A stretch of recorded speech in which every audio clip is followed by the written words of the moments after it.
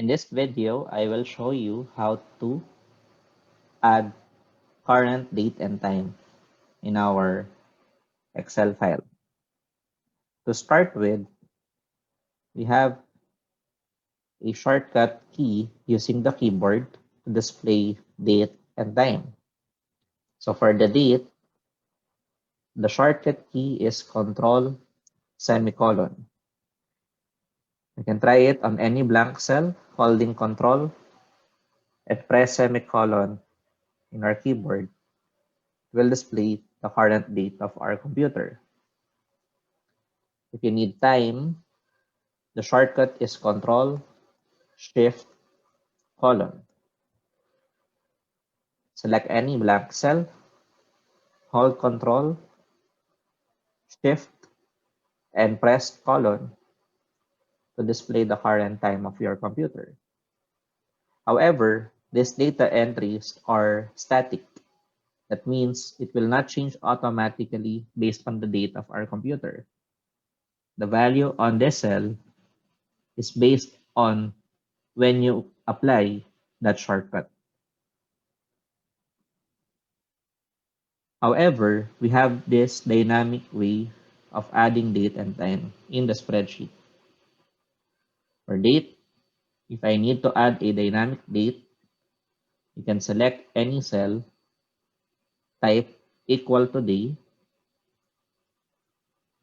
open and close parentheses.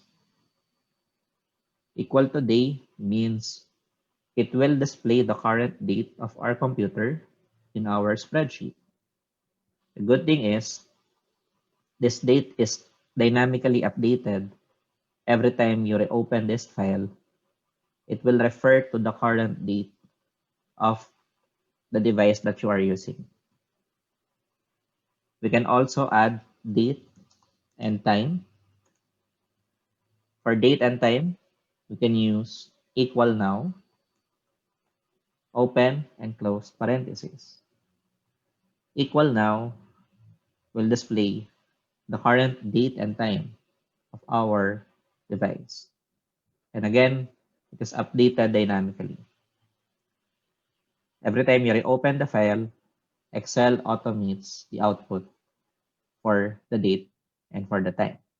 Using equal to day, open closed parenthesis, and equal now, open and closed parenthesis. Now, if you need to separate information on this particular date and time, we can actually use date serialization and time serialization formulas. For example, for the date, I need to display here the year, month, and day. If I need to get specific item out of this date, you have this formula equal year, open close parenthesis, encapsulating the value of cell E5. We'll get the year 2021.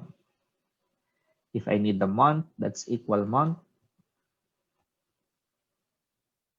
Select E5 inside the month function.